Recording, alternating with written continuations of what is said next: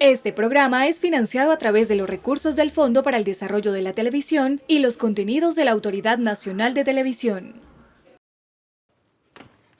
En Somos Millennials, yo decido.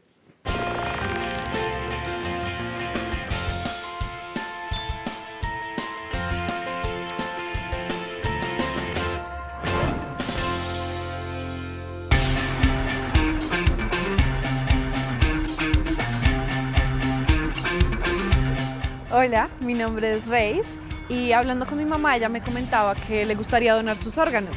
Entonces pues yo quiero averiguar un poco más sobre el tema y saber si los dono o no.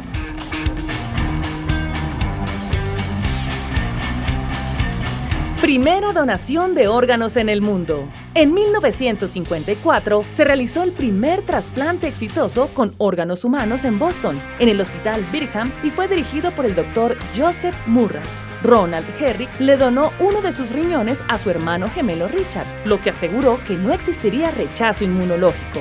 El doctor Joseph Murray ganó el Premio Nobel de Medicina en 1990. Me vine al centro de Bogotá a encontrarme con José. Él le donó a su hermano un órgano hace un par de años y él me puede sacar de la duda si donar órganos o no.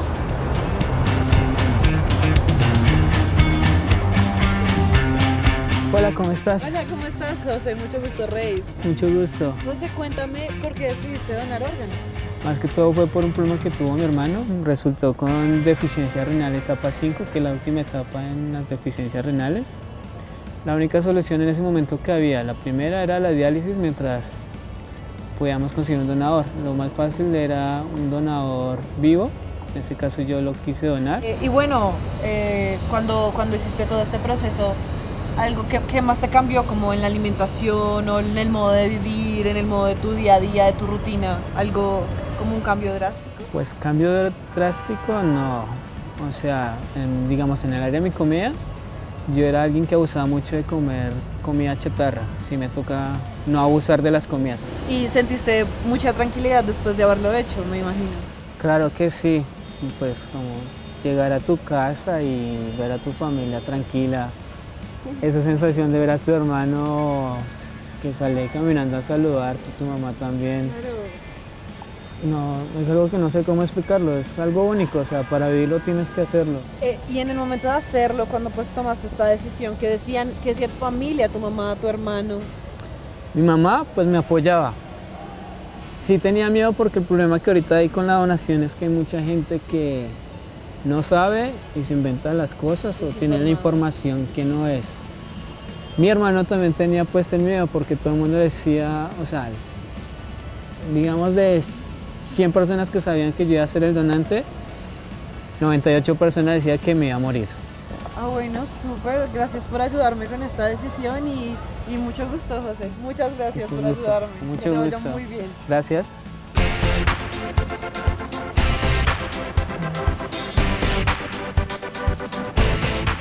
Me voy a encontrar con Alejandra, que es la médico coordinadora experta en donación y trasplantes.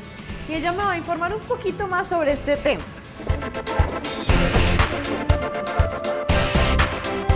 Bueno, vengo a hablar con José y él fue donante y él le donó a su hermano un riñón. Y me gustaría como saber más sobre cuáles son estos mitos que la gente tiene acá respecto a todo este proceso. Bueno, el principal mito que creo que tenemos es que la donación no es necesaria, que hay muchos órganos que nos sobran, los tejidos y órganos para pacientes que están en lista de espera, lo cual no es verdad. Tenemos hacia 2015 el corte de una lista de espera de pacientes esperando un trasplante de más o menos unos 2.200 y solo se realizaron el año pasado en Colombia 1.096 trasplantes con solo 483 donantes. Mitos. Para ser donante hay que tener carné. Falso. Solo se debe comunicar a los familiares la decisión de ser donante de órganos. Los órganos tienen algún valor económico. Falso. Los donantes no reciben ninguna compensación, pues este es un acto altruista. Me pueden robar los órganos en una noche de rumba. Falso. Es imposible que un órgano o tejido extraído fuera de una sala de cirugía sea usado para ser trasplantado. Bueno, y hay mucha gente que se opone como a esto de la donación. ¿Por qué es eso? Es otro de los mitos. sobre la parte cultural. Tenemos una cultura católica y queremos tener un cuerpo para poderlo velar, pensando que esto de pronto no nos va a impedir a la familia hacer todo el rito de velación completo, lo cual es completamente erróneo. Bueno, doctora, muchas gracias por esta información, me ayudó mucho. Mucho gusto. Reis, que me encanta que te haya gustado la información, que estés bien. Chao.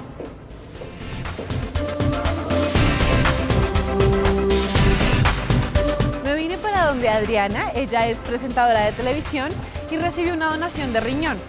Quiero averiguar un poco más cómo fue todo este proceso para ella y todo lo que tuvo que vivir.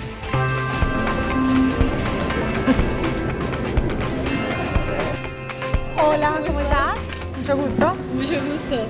Bueno, cuéntame, sé que tuviste una donación, cuéntame cómo fue todo ese proceso, cómo fue cuando te enteraste. Me enteré que estaba enferma porque me hice unos exámenes de rutina. Con esos exámenes nos dimos cuenta que estaba alterada la creatinina. Ellos pensaban en ese momento que era de una infección urinaria. Este nefrólogo, a partir de la biopsia, me diagnosticó lupus.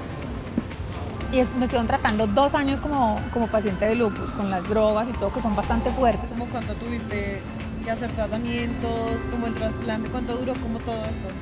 Habían descubierto que no tenía lupus y que todo ese tratamiento que me hice fue mal diagnosticado y que lo que tenía era una enfermedad que se llamaba hialirosis focal y segmentaria variedad colapsante. Ahí me dijeron que yo era una paciente apta para hacerme un trasplante. ¿Y fue muy difícil como este proceso de cuando te hicieron el trasplante, como conseguir y todo eso, fue muy complicado? En este país es complicado. Es complicado conseguir donantes porque todavía no hay una cultura clara de la donación. Cuando hiciste todo esto, ¿tenías miedo? ¿Cómo te sentías? O sea, ¿cómo fue este proceso de pasar por esto?